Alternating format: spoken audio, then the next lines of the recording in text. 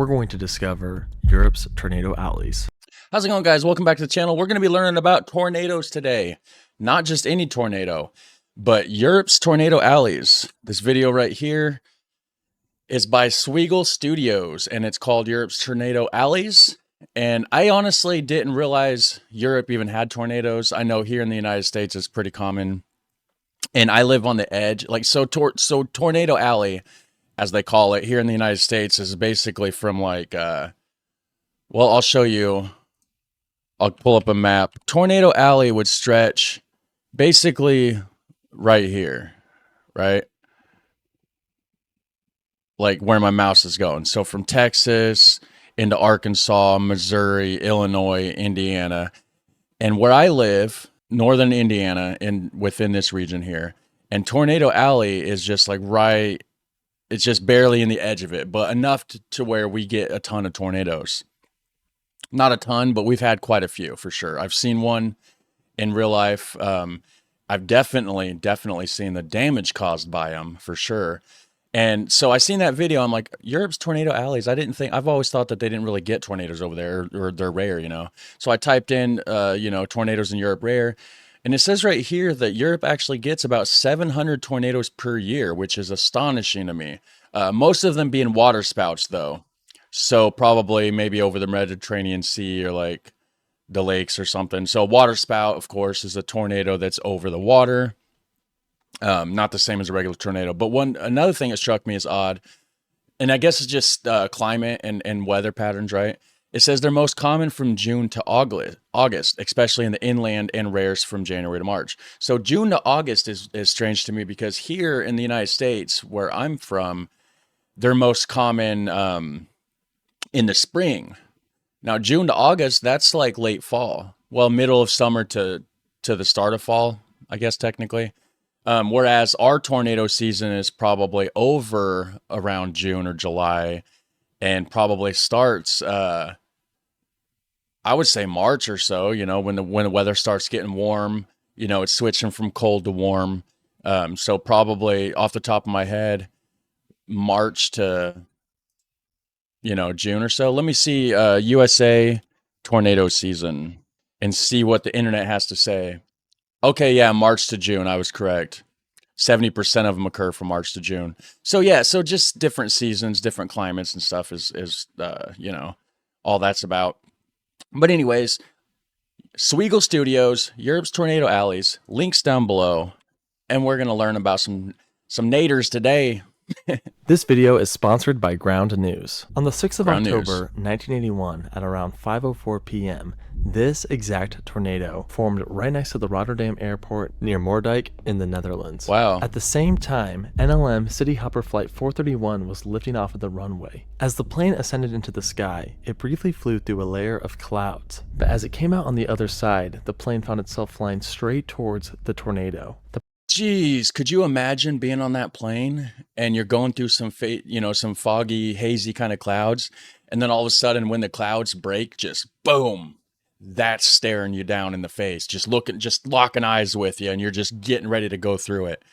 That's got to be a terrifying experience, especially for the pilots, because like, what do? Do you just fly through it and hope for the best, or you don't have much time to think about it? Like, okay, crap. Do we try to turn and avoid it? Do I have enough time for that? Will I crash the airplane if I try? Airplanes, fly because of wind and wind pressure and stuff. So I don't think that can be good. Going through a tornado, because you got just the air pressure, everything's crazy. I mean, could you imagine the turbulence in the middle of that sucker? The pilots didn't have enough time to react, and they flew directly into the funnel. Wow. The plane came out on the other side of the tornado completely disintegrated. It then fell from the sky, crashing into the ground, killing all 17 passengers on board. Jeez, completely disintegrated? Holy crap. I did not expect that. I figured a bit of turbulence, some shaking. Wow, it messed it up. That is insane.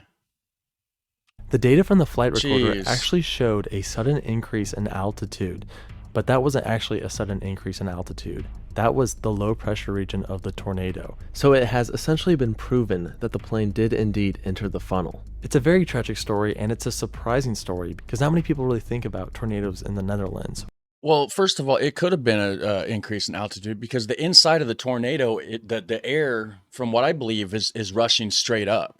So if it went through, it could have just like, pushed it up real quick. Wow. And yeah, tornado in the Netherlands, that's a odd thing to think about. Or in Europe in general. They think Right. of Kansas and Oklahoma. But Yeah. tornadoes do happen in Europe, and they can be just as dangerous. Wow. More rare though. And that's what we're United States has the most tornadoes, then Canada.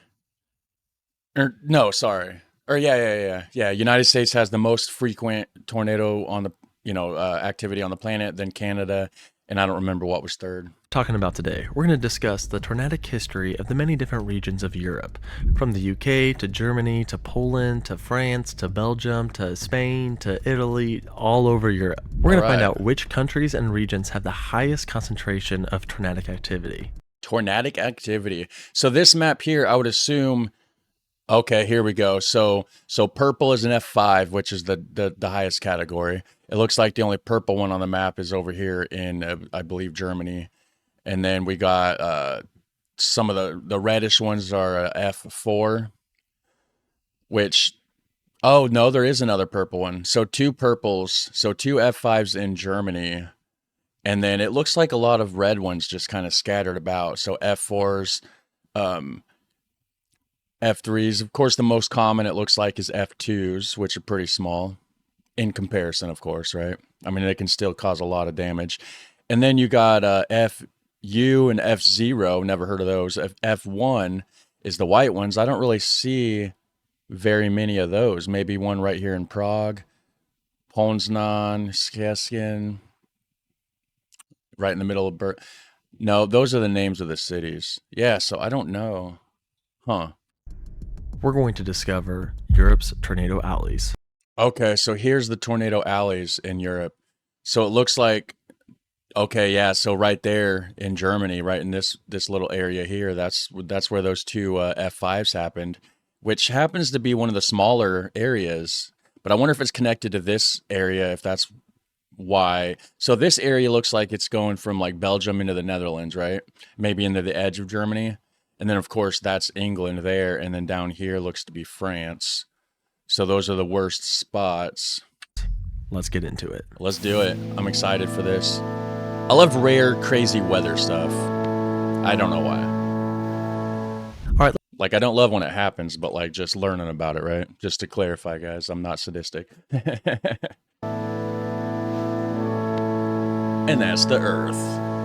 All right, let's start off with the United Kingdom, specifically looking at England with what I call the English Tornado Alley. Because, fun fact, England within the UK actually has more tornadoes per square foot than any country on Earth. Yet. Per square foot? Wow. No shit. I'd never would have thought that. Including the US. England has 2.2 tornadoes a year per 10,000 square miles, while the US only has 1.2 tornadoes per 10,000 square miles. Now, okay, so the stats that I was looking at earlier was just counting as a whole. We're a bigger country, so of course we get more each year, but England's small, really small compared to the United States. So, and to have a higher amount per square footage is absolutely mind-blowing to me. I did not expect that at all. I never heard of tornadoes over there. Now it's a little bit misleading because technically England is a lot smaller than the US, and But per square foot. Just took Florida, for example, there's actually 12 tornadoes per 10,000 square miles in Florida. Okay, gotcha. Because of the fact that they're looking at places that don't get tornadoes, and that's factoring in the results. So Florida gets 12 tornadoes per 10,000 square miles. Okay, that makes more sense now. Like, way more than England. Way more. Yeah, it's a bit misleading. But either way, England and the UK in general do have some potential for some pretty wild tornadoes. Most of these tornadoes occur in the central plains of England, and they are very weak, like very, very weak. Like Central Plains, yeah, that's a lot of the things, like a lot of the places that the tornadoes would happen here would be in the flat lands. I don't know if it's something to do with the way tornadoes form or what, But yeah, when it's in the plains of the United States where it's real flat, that's definitely where the frequent tornadoes go. Those occur in the central plains of England, and they are very weak, like very, very weak. Like you can drive through them on the highway weak. Okay. Kind of like those whirlpools, or not whirlpools, but like the there's a term for it that we call them here, and I can't think of it. But like you'll randomly see them real small, and it'll just be like a bunch of like dry leaves just zipping around in a circle, like a miniature tornado, like in your front yard or something. It's not like a full on tornado, but it's definitely a small version. You know, maybe 6-8 foot tall. You know, they last for just a couple minutes at a time and then they die out. But I've seen them quite often, and we got a term for them, and I can't remember off the top of my head what they're called. Reed Timmer would be very proud of that tornado intercept. Very impressive. Who? Stronger tornadoes do occur. One notable example is the December 8th, 1954 West London tornado.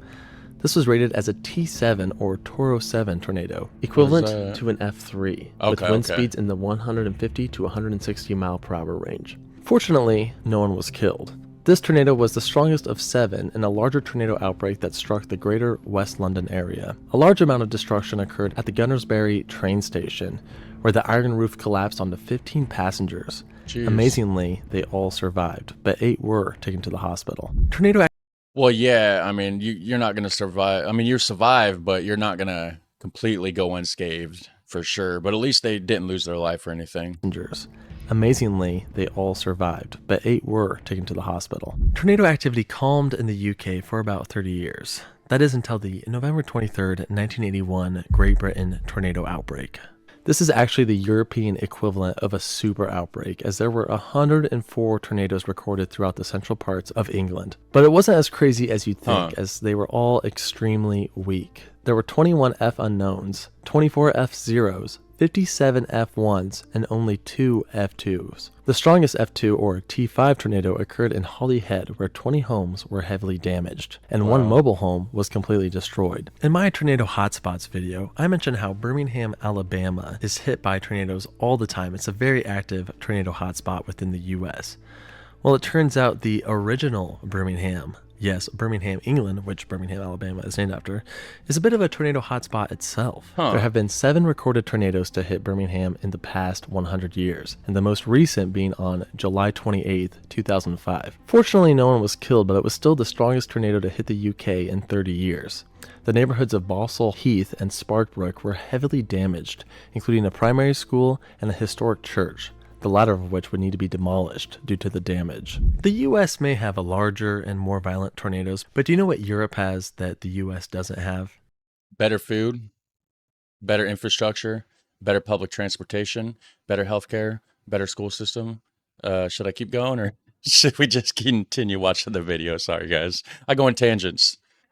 History. They got that too. Obviously, the US has history. It has great history. True. I love US history. But European history, it goes way further back than the US's history.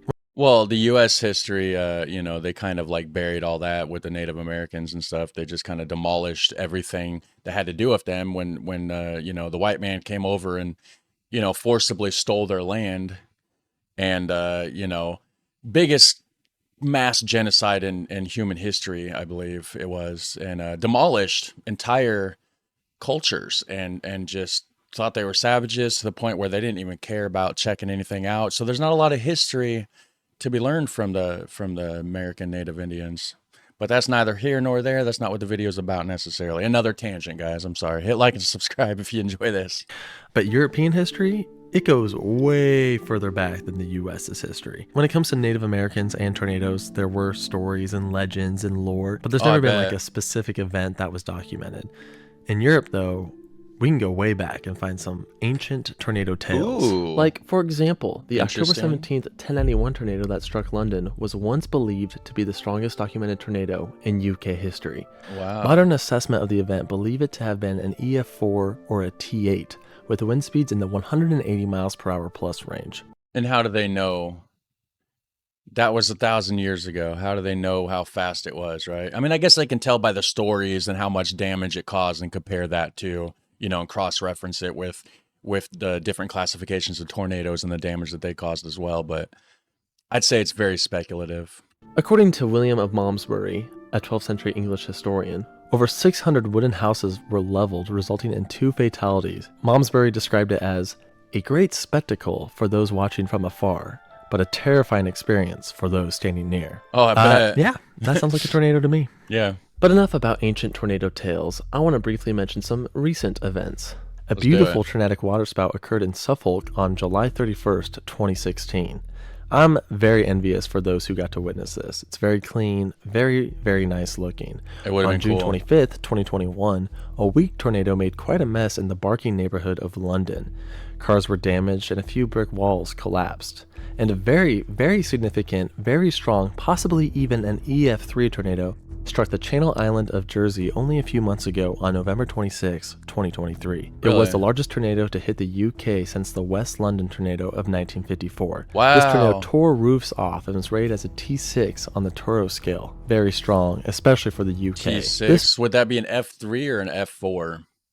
I know he said the T7 was an F4 earlier, so I don't know if a T6, where does that fall? Lower end of F4 or the higher end of the F3? Tornado was part of a greater European windstorm that claimed 21 lives. Special shout out to Olivia for sending me these photos and videos. So the UK does have a mini tornado alley over the plains of England and does occasionally get strong EF2, low EF3 tornadoes. But It's a big overall, area. things are pretty tame. However, if we travel to the European mainland, things get a little more intense with what I Germany. call the Northern Europe Tornado Alley.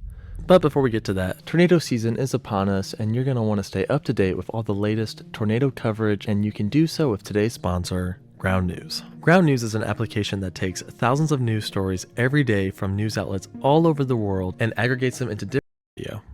Make sure you check out Ground News, guys. Links to this original video will be down in the description section down below, and then you can jump over to his original channel and click on that Ground News and get that discount or whatever it is right there. I don't get paid for the sponsor bit, so we're skipping it, but he does. So go check it out. In fact, I'm going to click like on this video. You guys should probably click like on this video as well. On June 29th, 1764, one of the most significant tornado events in meteorological history. 29th, 1764, one of the most significant tornado events in meteorological history was beginning to unfold. In the late afternoon, an F2 tornado dropped beneath the cloud layer where it began its path of destruction through an oak forest. Trees were flattened and thrown into the air as the tornado slowly grew wider and stronger. Now at EF3 strength, the tornado tore the roofs off of houses in a small village, claiming 1 life. It then crossed a lake where witnesses claimed it created a mini tsunami. Oh, wow. The tornado continued to grow to over 250 meters wide. Now at EF4 strength, the twister scoured the earth, leaving scars in the soil while destroying an entire birch forest. Jeez. Continuing along its path of destruction, the tornado would eventually reach over 900 meters across. 900 meters. So a meter's like what, roughly 3 foot, give or take. So 900 meters would be like, what, 2,700 foot across? I don't know. My math's probably wrong, but it's big, okay? That's all that matters. It's huge.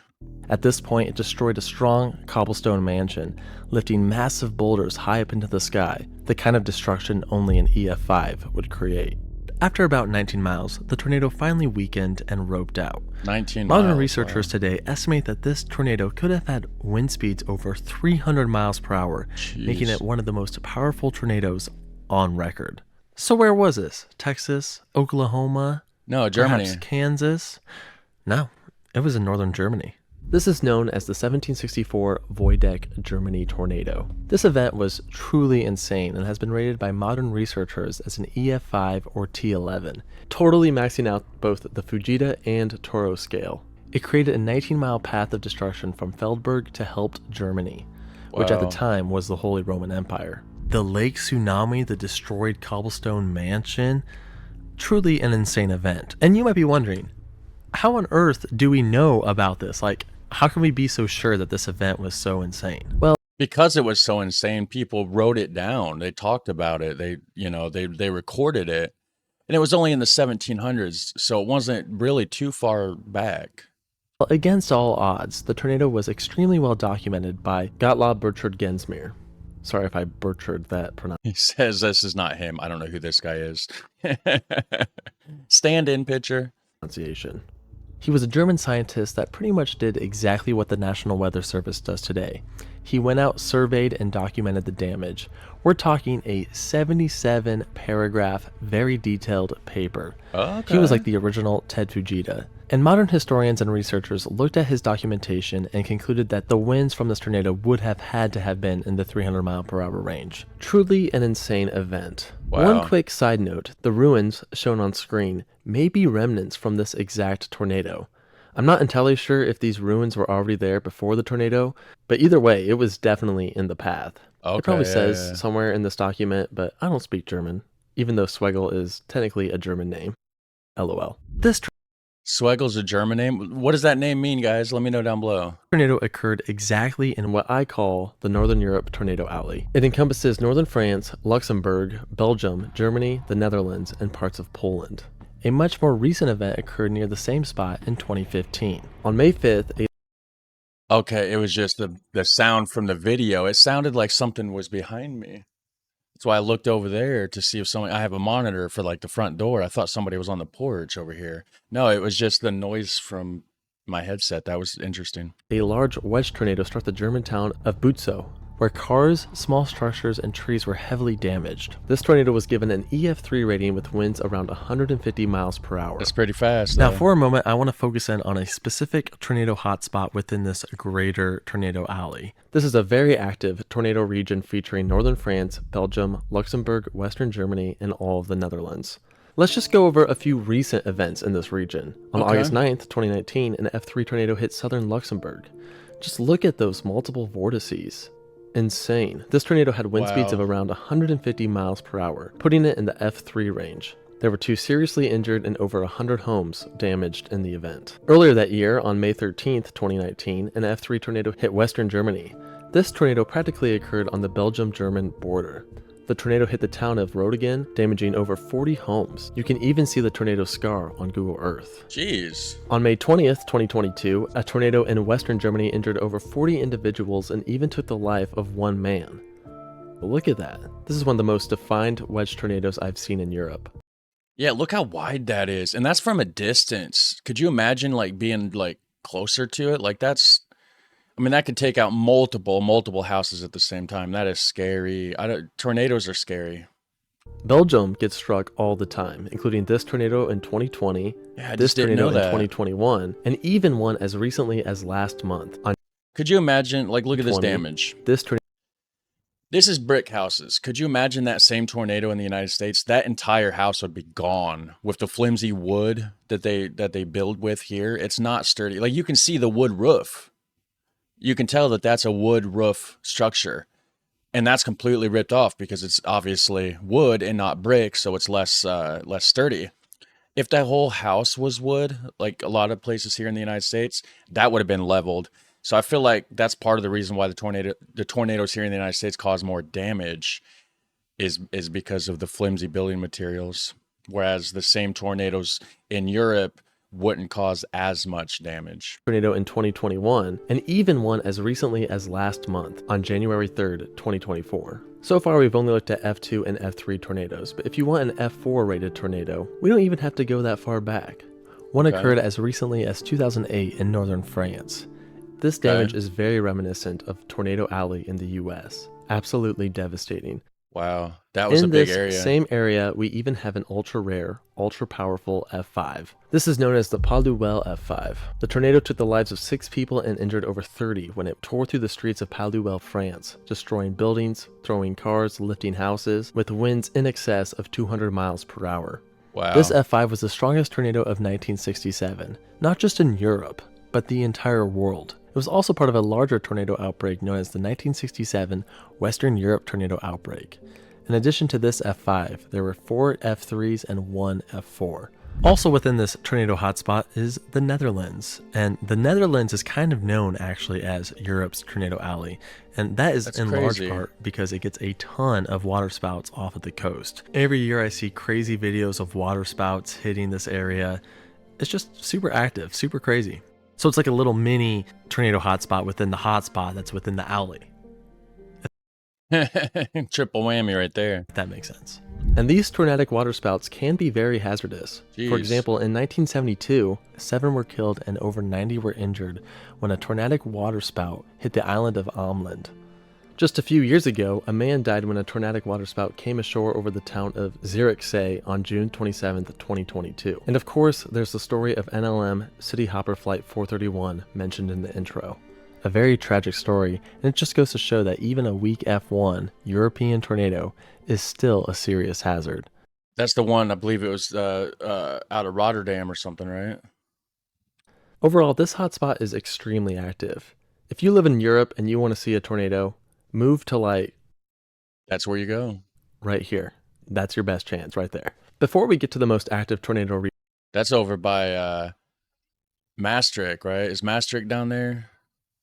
I could be wrong. region in Europe, a few quick honorable tornado alley mentions. There's Limburg. the Polish tornado alley in south central Poland.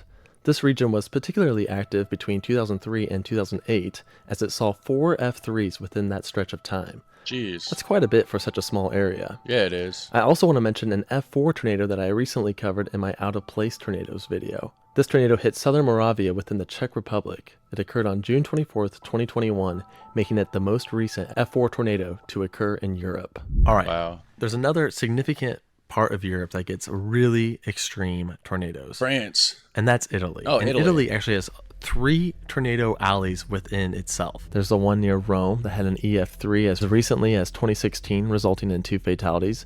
There's also a bit of a hotspot near the heel within the Italian boot, a very active waterspout region. But what I want to focus on is a very active tornado alley in northern Italy, an area that I call the Northern Italian Tornado Corridor. That one's not an alley, it's a corridor. Okay, yeah, so here it's saying that the tornado alley's right here. I've seen different diagrams where it was kind of stretched more like this way. And to where I'm at would be like right in the edge of it. So I don't know if this is just a different diagram, but I've always seen it more like over this way, like stretching up into this area here. This area is very similar to Tornado Alley in the US, but instead of getting warm, moist air from the Gulf of Mexico, we get warm, moist air from the Mediterranean Sea.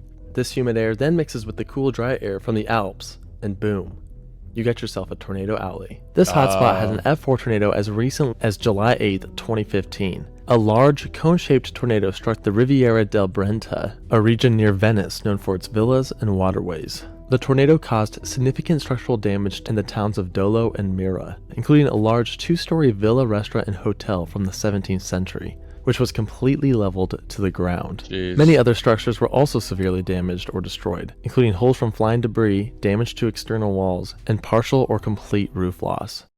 Yeah, that entire house would have been gone if it was in the United States. I guarantee you that. There was only one confirmed fatality, but another F4 that occurred around the same location in 1970 would result in 36 fatalities. Most of the deaths were the result of a capsized ferry on the island of St. Helena. 21 people perished when a Venice public transport ferry was launched into the air, then forcefully returned to the surface. About 60 people were on board during the incident, and witnesses say that the ones who survived were the ones that were blown out while it was in the air. Yeah, because they weren't inside the structure, so they could just like splash into the water and kind of swim away. Wow, that's crazy that the whole boat just got launched into the air and then slammed back into the ground or into the water. This F4 was long-tracked, traveling over 70 kilometers with winds around 200 miles per hour. But it's not the most powerful tornado to strike this area. That belongs to the July 24th, 1930 Montello F5, perhaps the second most powerful tornado to strike Europe in recorded history, after the Wow. 1764 Voideck, Germany tornado. This tornado produced extreme damage, with winds in the 250 miles per hour.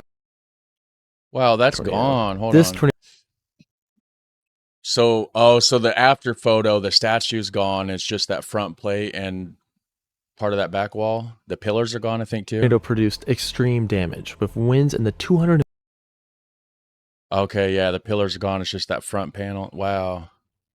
miles per hour plus range. It even destroyed a large church made out of stone.